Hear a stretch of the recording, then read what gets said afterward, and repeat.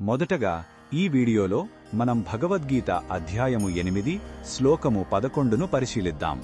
అర్జునుడు అడిగిన ప్రశ్నలకు సమాధానంగా శ్రీకృష్ణుడు ఇక్కడ అత్యున్నతమైన గమ్యం అంటే పరమాత్మతత్వం గురించి వివరించడం ప్రారంభిస్తున్నాడు.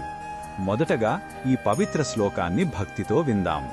యదక్షరం వేదవిదో వదంతి విసంతి యద్యతయో వీతరాగాః యదిచ్ఛంతో బ్రహ్మచర్యం చరంతి తత్తే పదం సంగ్రహేణ ప్రవక్ష్యే.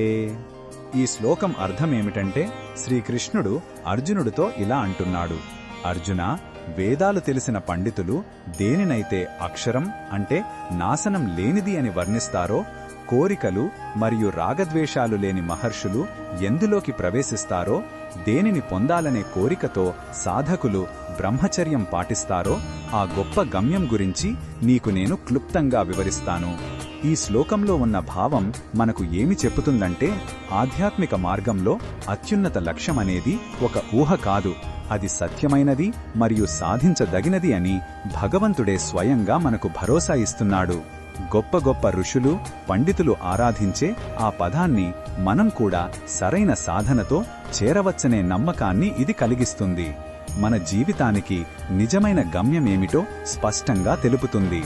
ఈ బోధనను మన దైనందిన జీవితంలో ఎలా ఉపయోగించుకోవచ్చంటే, మొదట మన జీవితంలో ఒక ఉన్నతమైన ఆధ్యాత్మిక లక్ష్యాన్ని నిర్దేశించుకోవాలి.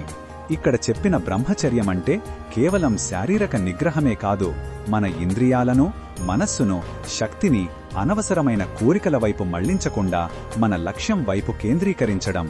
మన పనులను ఫలితాలపై ఎక్కువ ఆసక్తి లేకుండా శ్రద్ధగా చేయడమే ఈ బోధన యొక్క ఆచరణ.